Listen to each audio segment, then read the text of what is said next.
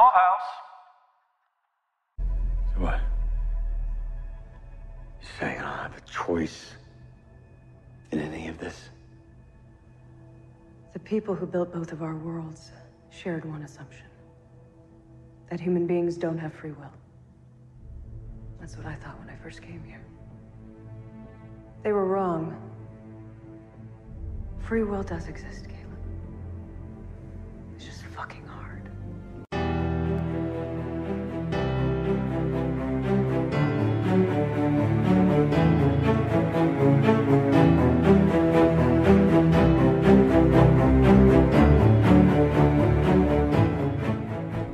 Bring yourself back online.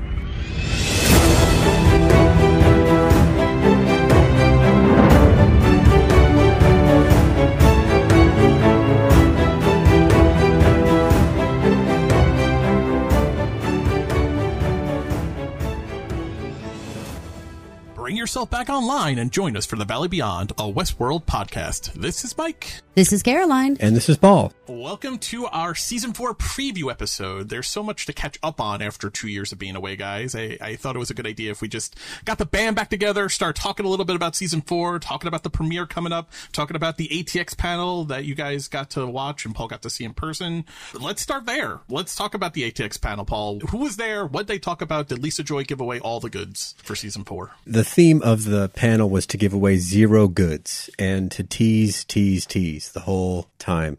It was Lisa Joy, Jonathan Nolan, who everyone calls Jonah, who knows him, was supposed to be there. He did not attend. There was another writer there, Evan Rachel Wood, Jeffrey Wright, Luke Hemsworth, Angela Serafian, and Aurora Perrineau. Aurora, I'm very excited about, is joining the cast in Season 4. People who may have listened to our Prodigal Son podcast will know Aurora, and we're all big fans of her from her work over there. So I'm excited to see what she kind of adds to the show and how they use her in the season. I met Jonathan Nolan really briefly once. Oh, so really? far as I got to shake his hand during a Person of Interest panel at New York Comic Con probably 11 years ago. Did any writing expertise or time traveling type storytelling? He was so tall and so impressive and so nice.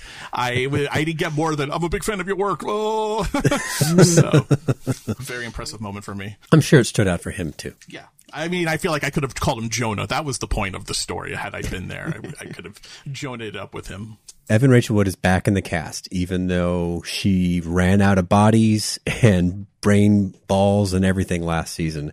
So she is back in the cast, and they wouldn't commit to anything more than very playful teasings. Like, there's a character that looks like Evan Rachel Wood in the cast, and her name is Christina, and she's a writer. The funnest part of the panel, well, there's two funnest parts, so I guess there can't be the funnest part. The funnest part was actually seeing Jeffrey Wright and Luke Hemsworth kind of playfully banter, because it looks like it is going to be those two.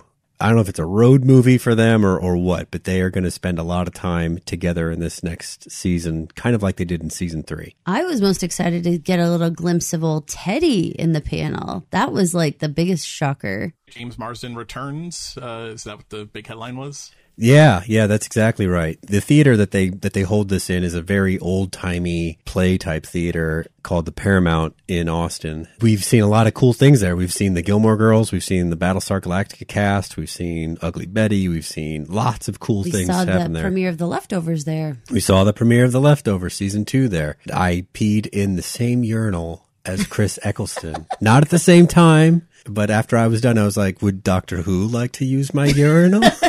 For all intents and purposes, though, Paul, you would have been a better Doctor Who than Chris Eccleston. So, oh boy, not to throw the gauntlet down on Chris Eccleston, but damn, what a rough way to reboot that show. So, oof.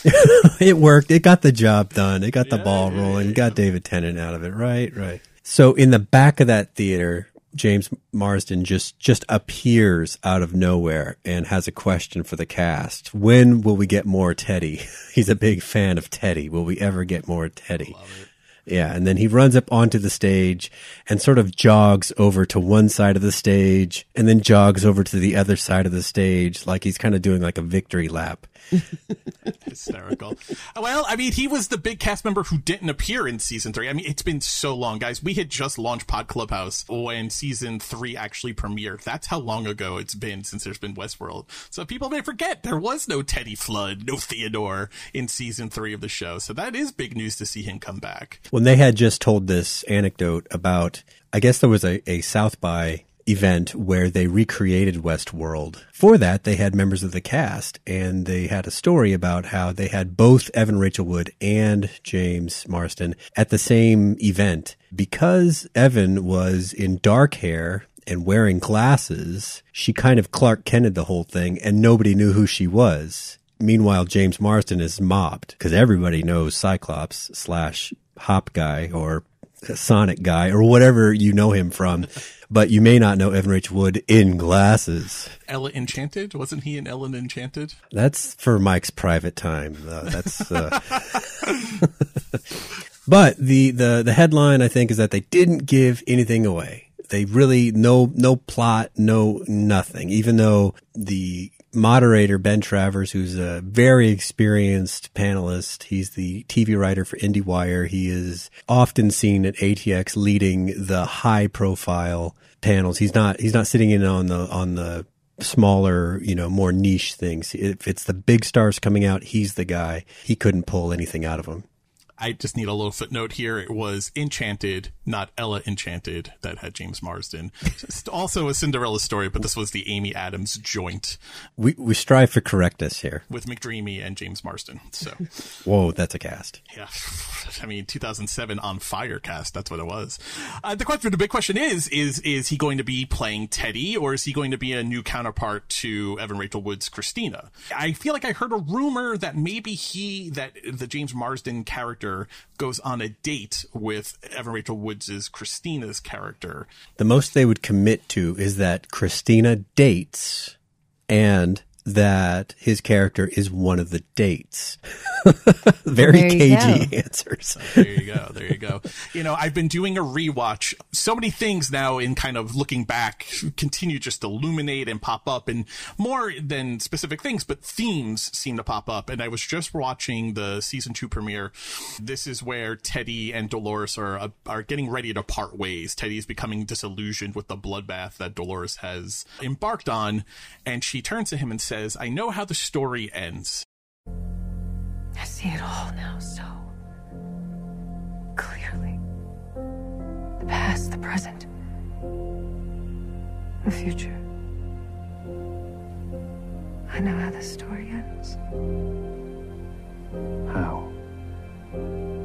With us, Teddy. It ends with you and me. She says, it ends with us. It ends with us, Teddy, you and me. That's interesting to me because in the trailer for season 4, which just came out basically the day before we're recording this, there's a voiceover where the Christina character is talking about writing a story and she likes stories. And she says she wants a story with a happy ending. And it made me think, or maybe gave me hope, that season 4 of Westworld may go back to some of the original show themes, maybe a little bit less futuristic Rehoboam, Solomon, Sirach, AI, real world storylines, and more of the free will and grit and dirt of Westworld storylines. What do you want to see in a season 4 of Westworld? I agree with you, Mike. I really want to see some old themes come back. I really hope that we see some little threads that will give you sort of that, if you've been paying attention feeling, you will see this, even upon rewatch, as we've also been doing, little tiny things like, okay, so it struck me and I don't know what it means yet, and I'm really hoping it continues into season 4.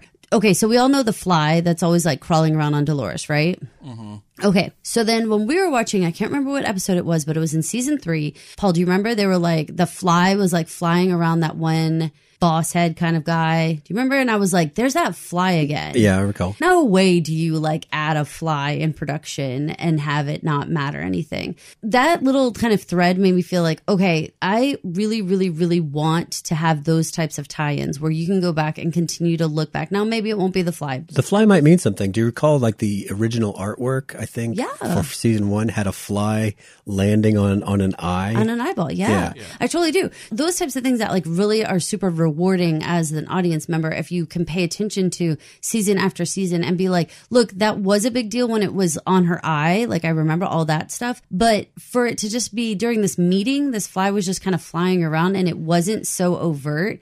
But it was like, if you had been paying attention. Well, and there's that clip from the first teaser. You can see a host face open up and just flies coming race out of it, a swarm. Yeah, crazy. And the split face being a first generation model that we learned over the course of the show. Those are like the Arnold original models that are few and far between now, but they're still a little bit in the park. Well, and one thing to note about those is that they are better built than the later generations in terms of toughness and durability. That was a lesson I think Ford gave us in one of his conversations to Bernard, one of his exposition drops. The fly has always been interesting to me because the fly always represented where they are machines not found, not awakened yet, haven't gone to the center of the maze, versus the awakening where they're approaching their humanity or approaching consciousness. Because the eyeball stuff is, I think the point of it is humans don't like flies around us, especially near our eyeballs, and we're always going to swat at it. A host doesn't flinch. I think it's the final shot of the very first episode. The fly lands on Dolores' neck, and she swats and kills it on her neck. Yeah, that's supposed to be like the awakening beginning. Right, it's the start of her. Right, it's the start of her journey to the center of the maze. That's the juxtaposition of it. So I think the fly, the way Westworld always uses it, is this barometer of your level of humanity or level of consciousness, as it were. Well, then swarms are a big indicator of what's to come then.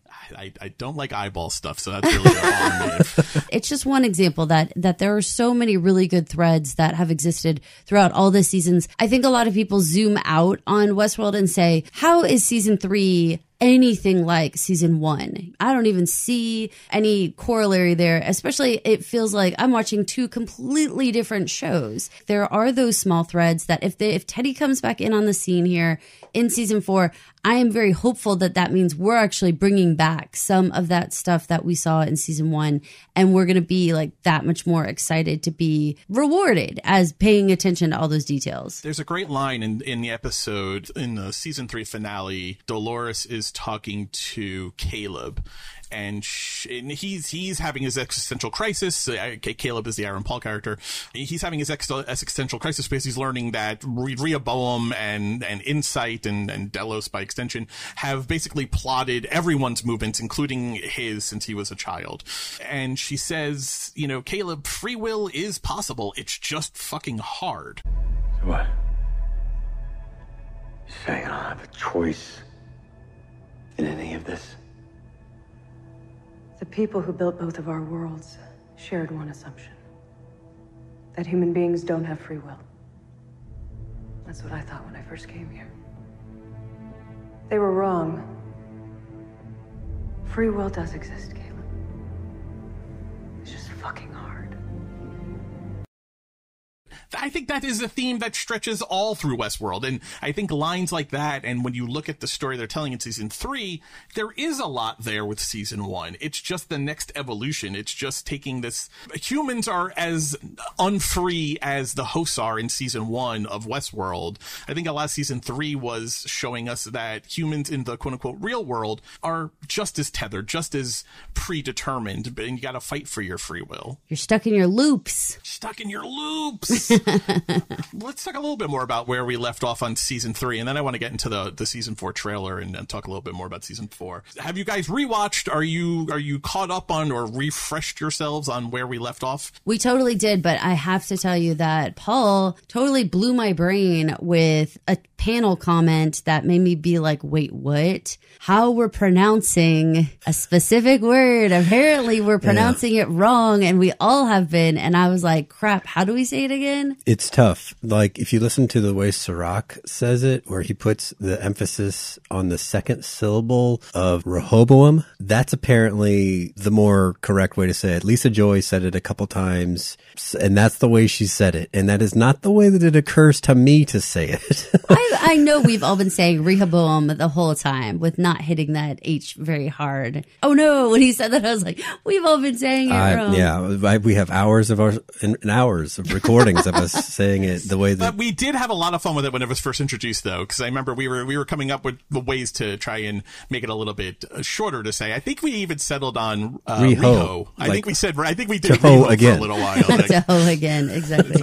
I'm so curious. So we had a prostitute coming out of retirement. Rehoboam. We had Solomon. Do we get David? Do we just go all the way up the line of Jewish scholar kings? I'm very interesting if there's like a David AI system sitting out there, or King Saul AI system sitting. I'm not on your level, Mike, but I think seeing a character rising again named Christina is a pretty easy walk to first base, right? For naming and drawing symbolism. Well, for all you Bible scholars out there, Jesus Christ was of the line of David. He was a descendant. So there you go. I serve it up and you swat it back at me. That's what we do. He was the new covenant. So there you go. The new covenant between man and God. Curious. I wonder if there is something in that key art. We had a little private side chat, the three of us, before we were recording a couple days ago about how creepy we found the key art. It's the skull with a brain ball being pulled out by a host mechanical arm, while the skull is being propped up on the hand of a host mechanical arm, presumably a different host mechanical arm. Very kind of Shakespearean. The tagline being "Adapt or Die" over the scene. Is that like robot creating man? Is that what are we taking away from that key art? And does it play into this religious rebirth thing that we're all just kind of hinting around right now? I won't answer that immediately, but I will tell you that this is an intentional piece of art. It is not just a piece of marketing. It is something that Lisa, she didn't make it. That's not her talent, but she did art direct it. It was her concept that a designer brought to life. So it's not just something HBO whipped up. So with that in mind, I like how, we've always got the idea that every aspect of Westworld is intentional, but now we can know even the marketing materials. I think that also plays into, again, go back to season 1. There's a conversation where Bernard is with Ford in one of the field diagnostic labs, and there's the Michelangelo painting, man and God touching the finger painting. And he says, it's been hiding in plain sight. And he points out that the God side of the Michelangelo painting is encapsulated in an outline of a human brain. And Ford says to Bernard Arnold, he says, the divine, the gift that makes us humans is a gift of the mind. It's not from some creator. It's not from God. It's this whole bicameral mind idea that really was explored in season 1. This idea that the voices in our head, are they our own thoughts, or are they from our maker?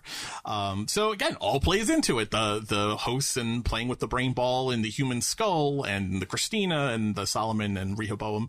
A lot of religious Christ imagery and God and man and machine kind of imagery here. It's exciting. In the season 3, we learned that it's essentially Rehoboam putting the thoughts. It's like shaping reality, right? According to its algorithm that it believes you're destined for this, and it kind of sets up the conditions to create that. If it's the mechanical hand putting something into the skull, that's a bad sign. Right, because the concept is that the whole point of season 3, Dolores' mission in season 3 was to break that system down. Free them all. We should all be free. We'll just live separately. Us machines will just go back into the Valley Beyond, go back into the Sublime. You humans can have your, fucked up world out here, and let's all go live our best lives. Magneto was right. There you go. You said Sirach offered you something that you couldn't live without. My daughter. And we'll be reunited. Just not today. Are you ready, darling? For what?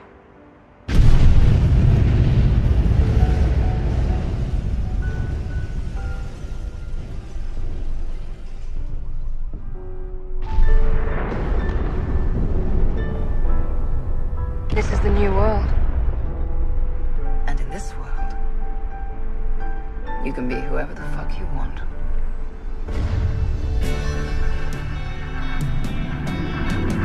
The final line of season 3 is Maeve and Caleb standing on the bridge as the world burns. Right before it starts rolling for credits, Maeve's final line is that going to be a focus of season 4? If so, that means Aaron Paul is going to be a big part of season 4. Is that your guys' feeling? Is that something you want? Were you into Caleb's character? Do you want to see a lot more of him in the new season? I think it would make sense that Caleb's a part of season 4. I think his story still has more to be told. And, he's a fantastic actor. I think he added a lot. There was something all throughout season 3 that I kept commenting upon rewatch about how he seems like the male version of Dolores in a lot of ways. Like when you would look at them from behind, they would style them so similarly. Even their hair color, they clearly had toned to be similar. Their facial features ended up looking awfully similar in profile and stuff. And so I really feel like there's something there to be explored. And I hope in season 4 we get more of that. Here's a funny thing that I'll tell you guys just between us three. For whatever reason, when I see Aaron Paul, I see the Hollywood projection of me, Paul, in that he is small statured and got a high forehead. I think he just reminds me of me. Even though I've never been Jesse Pinkman and I've never been a soldier like he was, probably. Sure, and we won't talk about your successful meth career. Right, exactly. On this podcast. No, that's for another thing. You do have an El Camino, though. Exactly. Right. Because of that connection, I was drawn into his character. Maybe where other viewers may not have been, I was always rooting for Caleb just because I had that weird, I like to see him do his thing on screen aspect. Beyond just him looking like you personally, I think he does have an everyman kind of feeling where a lot of us can relate to him because he has a vulnerable side to him. He has a side where he's confused often in season 3, where he's trying to figure it all out. And I think a lot of us can relate to that. He's extremely empathetic. I think that's an Aaron Paul quality, though. I think of all of his roles, right? He was on the cult show on Hulu, The Path, I think it was called. Yeah. All of those characters have a lot of heart that you feel for them. You just want to kind of tuck them in and tell them it's going to be okay in a lot of ways. Because there is a confused working man innocence, I think, to a lot of his characters. But Caleb in particular, he's kind of charged with being a savior, right? If Dolores is a Christ figure, he's kind of like one of the disciples. He's Peter, right? He's, the guy that, Christ kind of hands the keys over to and says, all right, I'm out of here. Your job now. Kind of go spread the word. That's a lot. That's a lot of responsibility for a guy who was just a construction worker with his cute robot buddy. So I had a couple of questions about a lot of the characters left over. Curious, how long did Stubbs have to stay in the bathtub while Bernard was passed out? I was very worried that he was going to get some kind of frostbite with his gunshot wound, but the trailer shows that he's back up and running around. He's with Bernard. He's back in, it looks like, the park. I'm curious to see, it looks like from the trailer, and we could talk about the trailer a little bit in depth, but it seems like a lot of the characters are going to be splitting time between the real world, again, I'm using that in quotation marks, and I'll say a little bit more about that in a second, and the Westworld park. It looks like we're definitely getting back to the park from the trailer. Bernard is kind of fighting and kicking butt outside in the real world. He's wearing regular street clothes, but then there are some scenes where it looks like he is in the Sublime. He is in that valley beyond. I'm curious to see how much of the season, the 8-episode season 4, they spend between the real world and the parks. Do you have a guess on how much time we split between the two? It's all got to end up at Westworld. It's called Westworld. It's got to end up back at the park. It seems perfect. I mean, we have the maze. The maze has always been this circular shape. That just really resonates with me, that it has to all end right back there. At the panel, they did bring a clip because they brought Aurora. No one has any context for Aurora. And they didn't just want to say, and she's also going to be on the show without showing us something. So I don't think I can say what happened in the scene, but I can tell you that the scene had Bernard and Stubbs and their introduction to Aurora's character, who is new to the show. And it looked like some sort of meetup of those two continuing their mission. So Stubbs does get out of the bathtub. We can say that he's out of the bathtub. Right. They are out and about. For some reason, it looked a lot like the spot where the man in black shot Stubbs, like that beat up gas station, but not necessarily has to be. I think they show that same scene, or they show a clip of that scene in the trailer also, because I think there's a quick scene of what looks like that kind of junkyardy gas station area in the trailer. Yeah, so they are needing to meet someone, and she is their person to help get into whatever next chapter of the, like I said, maybe a road movie kind of feel for those two in terms of a journey. So a journey back to Westworld, that makes total sense to me. They're interesting. Also joining the cast in season 4 besides Aurora, fun connection. She is obviously the daughter, maybe people don't know this, maybe it's not obvious, she's the daughter of Harold Perrineau, who played Michael in Lost. J.J. Abrams is Lost. J.J. Abrams' Bad Robot is a producer, it's a production company on Westworld. So we have like this whole mysterious synergy going on here. So I'm glad to see the Perrineau family is continuing on in this vein. But we also have Ariana DeBose, who is the bee's knees right now in Hollywood, coming off of her great turn in West Side Story. And Daniel Wu is joining the cast. People may not know Daniel Wu, but if you watched AMC's fantastic Into the Badlands, 6 years ago, you definitely know Daniel Wu. He was the lead in that show. He played Sonny. Into the Badlands, if you're not familiar, has the best, hands down, no argument, end of sentence, martial arts fighting scenes in any TV show I've ever seen, and in better than 90% of most movies.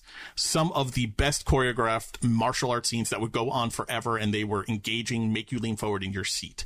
Daniel Wu, awesome.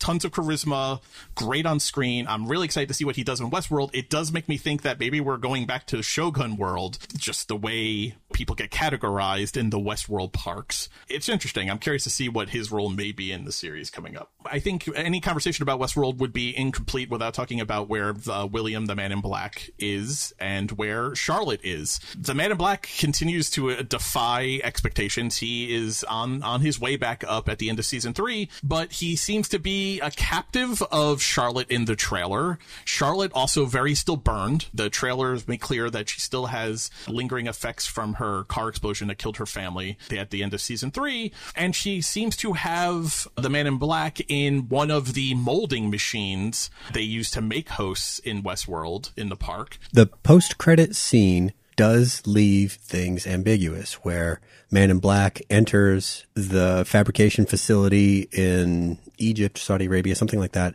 There is already a copy of him waiting for him there, who then cuts his throat, but we don't see him die. I mean, cutting your throat is a pretty fatal wound for most people, but I mean, Negan didn't die from a throat cutting because he got care right away. Sylvester in Westworld doesn't die. Maeve slashes his throat, and then Felix solder irons his throat closed. See, and for me, this is like perfection. The idea that the Man in Black would become a host, because then if we're taking this Christina character, who I'm assuming is playing a human, not a host, if we have her go as a writer, somehow have some reason to need to go, I don't know, expose Westworld, expose the story in some way, something, I don't know, some sort of reporting, something that's going to happen, where she ends up going into Westworld, and we have the dynamic of a human, Evan Rachel Wood, and a host, Ed Harris.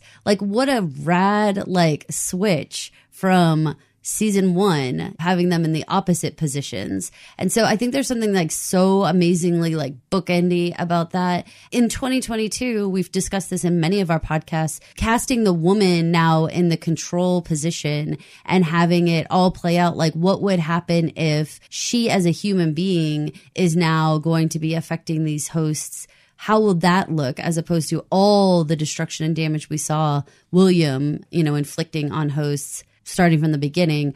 I think this would be a really cool and clever twist on the story. And also a good callback to the corporate espionage premise, really, of season 2. This idea where it gets exposed, they were taking all of the guest experiences, basically, and collecting them for this exact purpose, right? This essentially immortality project. You can live forever if you just have your consciousness downloaded into a host. There is a sick irony that it would become William would be one of the first to live that after all of the death and destruction and violence he's put upon the hosts in the park.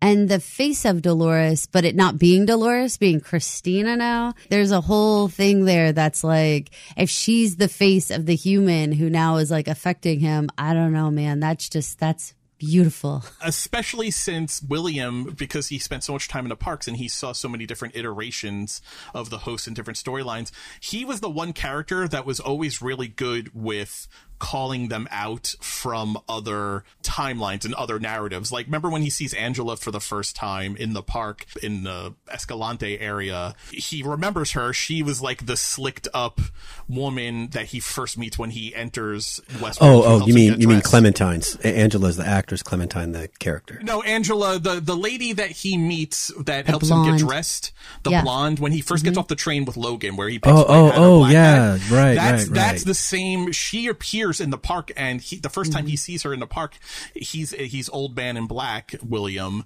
and he says, Ford could never let go of a pretty face. He was always the character that was best with remembering different variations of the characters and where they fit. So it would be wild for a host version of him now to see Christina and to see if there's recognition there. Like, you look a lot like Dolores kind of with thing. That face, right? Like, hey, I know that face is. I think that's a delicious storyline that I would really want to just bathe in, because I think it's amazing. This is like exactly the type of twist that Westworld needs, and getting us back to the park. Like, that is a big thing for me. As much as I've enjoyed this futuristic cityscape kind of life, getting back to the parks and getting back into that sort of more, surreal experience in a lot of ways, I really want to go back there. Charlotte. I love Tessa Thompson. I think she's a great actress. I think Charlotte is an interesting character, but I think after seasons 2 and 3, I've had a little bit enough of the Charlotte Hale or the Dolores Hale bot experiment. I don't know that I want that to be a front and center story. How are you guys feeling? Is her story done for you? Do you need more of it? Do you need more resolution on her character? Oh, I don't know if she's the big bad, but I think she's up there for this season in terms of pulling the strings, making things happen. You're right, she may not be on screen a lot, or maybe she will, but I'm positive that her influence as angry, disillusioned Dolores with an agenda, but in Tessa Thompson's body. Yeah, the fact that she's still walking around with the burns on her arm and didn't have that fixed with all of the assets available to probably have that corrected, I think says a lot just from a visual standpoint about holding onto your scars as fuel for your anger. Probably says a lot. Maybe it's all the Obi-Wan Kenobi I'm watching, but it's very Darth Vader for her to be like that. Very, very Darth Vader of her. I love the idea that Dolores still exists in Tessa Thompson's face. Again, just you haven't lost any of our characters, and how twisty and turny for the audience to be like, I'm looking at Charlotte Hale, but it's Dolores. I'm looking at Evan Rachel Wood, but it's not Dolores. It's Christina. Like, this is getting like super twisty turny fun. In all of the promotional materials that have come out up until this point, she is the one character, or Tessa Thompson is the one character who's being credited almost everywhere as Charlotte Hale / quotation Dolores Abernathy.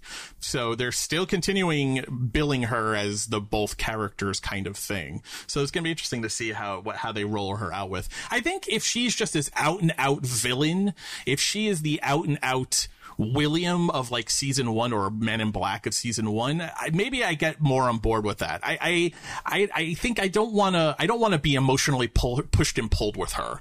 I don't want to like empathize with her and then like, oh, she's so bad. Like, I think maybe I want a little more 2-dimensionality from her, not so much 3-dimensionality. I don't know. There's also a lot of characters in this show too, so I have a limit to how much I can care about.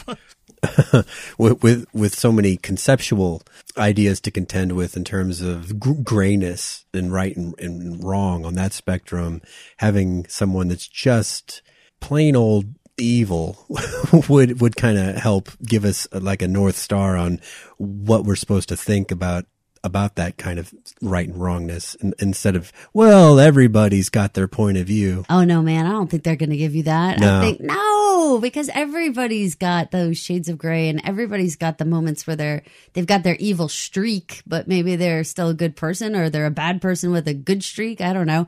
They're never going to be not ambiguous about, people, everyone's got their reasons. It depends on how, like I mentioned Magneto earlier, depends on how Magneto she gets. Is she also going to be content with living separately, or maybe shoring up the valley beyond for her kind, the sublime, if you will? Or maybe she wants humankind gone to make room for her kind. Now that would be more of an evil thing from my perspective than the other solutions. Depends on Typical who you are. human thing to say. Yeah, right. Us hosts out here keeping it real. Typical host. We're just about running out of time. I want to do a kind of a quick round robin on what's the big question or idea you want explored in season 4. I'm going back to exactly what I've already said, what I hope for, what I've predicted, what my big question is. I really want that mix of, I don't even know how to call her, Evan Rachel Wood faced with Ed Harris with this Dolores other part. Like, I want to see that battle go down. I want to see that mix of humanity and host and this other consciousness. Yeah, the whole thing. I just think it would be... I think it would be so amazing, and that's what I want. So it's not really a question. I want to watch that battle take place. I want to watch that journey take place. And I'm really hoping for the happy ending that we hear her wistfully ask for between her and Teddy. It would be nice. I don't know how that would work out, but it sure would be nice. When I look at this season of Westworld and I think of last season, how last season was somewhat more straightforward in terms of the way that it conveyed the story as opposed to season 1. And then season 2 was kind of even harder to follow than season 1 in some ways. Storytelling wise, I'd like to see a return to that season 1 surprise element where you get about halfway through and then you realize these things have been taking place out of order or in different states of reality or parallel dimensions for all I know. Just something that makes you go back and be like, oh shit, I got to watch the whole thing over again. Yeah. Season 1 really is a perfect season of television. It's rare that a show gets a perfect season. Those 10 episodes, every one of them taken together, telling the story they tell and the twists and the reveals, still got me. I mean, and I've seen all those episodes multiple times, and it was like, oh my God, I forgot, or I forgot that they revealed that here, or that you could see the crumbs here of the multiple storylines or the different timelines. It's so well done. It's so well done. I think season 2 and season 3, I like them. I like them a lot. I don't think either of them matched season 1 for me in terms of just in completely immersive enjoyment. I have a good feeling that season 4 is going to get back to some of that season 1 flavor. So fingers crossed for that anyway. For me, I want to know about Park 4. There was this tease that Park 4 was going to be this fantasy medieval park. It's the only park we don't know about. There was a medieval park in the movie. Remember, they have the Game of Thrones guys make that appearance with their dragon. Yeah, it's very subtle, but it's there, right? People are like, oh, that must be Park 4. It must be a medieval Game of Thrones park. But in the trailer, there is a map that Christina, the Evan Rachel Wood character, is looking at, and it looks like the Westworld map. It's a topographical 3D map. It's all red. It looks very futuristic and techie, but it's definitely New York City, or at least a future version of New York City. It's got the one, the Liberty, tower, the One World Trade Center tower. It's definitely a modern New York City, but then they also have what have to be hosts dancing in the street. The marquees light up, and it feels like a 1940s, 1950s street scene of Manhattan, or some other kind of like old timey town. When they used to dance in the streets. Where they used to dance in the streets, and lights would come on, and Fred Astaire was dancing around, light poles and stuff. Sharks, jets, etc. Exactly. And so I'm hoping one of those two is Park 4, and we spend a little time there because I like completionism. If you go on Delos's website or visit westworld.com, I think is the website, you can click on all of the parks. Park 4 is the only one that it has like a glitchy screenshot on it and no description. I want an answer about that. Your Spidey sense is going off, huh? My Spidey sense is good because we know from Park 5 is for military contract, and we learned that, and we know what the other parks are. You have War World, Shogun World, Westworld, and the Raj. So it's just that Park 4. I gotta know. I gotta get in there. So listeners, we have a super special event that's happening with Pod Clubhouse because we are getting to go to the season 4 premiere in New York City on June 21st. So we're going to actually see this episode before it airs on your TVs on HBO. But we promise we're going to come back and give you guys all of the dirt on everything that we see here. There's going to be an HBO after party. We will come back and tell you guys everything because we cannot wait to see the season 4 episode 1 and just be around all those people on Person Ball. I think is going to be insane. I can't swear that going to an event like this won't change us. Pod Clubhouse will never be the same. Oh my God. It'll be amazing. So just from a release standpoint, actually our episode 1 coverage will probably come out a couple days after you guys see the premiere on June 26th because we want to make sure we have all that goodness wrapped up into that coverage for you. But then I think we'll be pretty much on day and date with episodes 2, 3, and 4.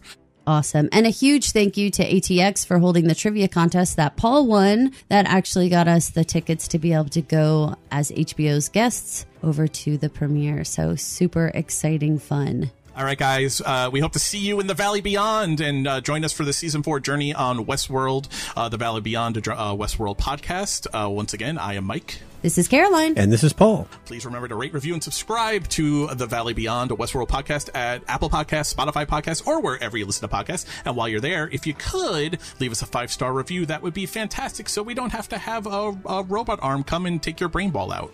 That would suck. Thank you for listening. This has been an original Pod Clubhouse production. Pod Clubhouse is a podcast network dedicated to encouraging collaboration among podcasters and friends to bring a fresh voice and diverse perspective on a wide array of content. Please visit and leave a comment for us at podclubhouse.com. Rate, review, and subscribe to our podcast feeds on Apple Podcasts. Follow us on Twitter, Instagram, and Facebook. You can find us at Pod Clubhouse. Our DMs are always open, and we'd love to hear from you.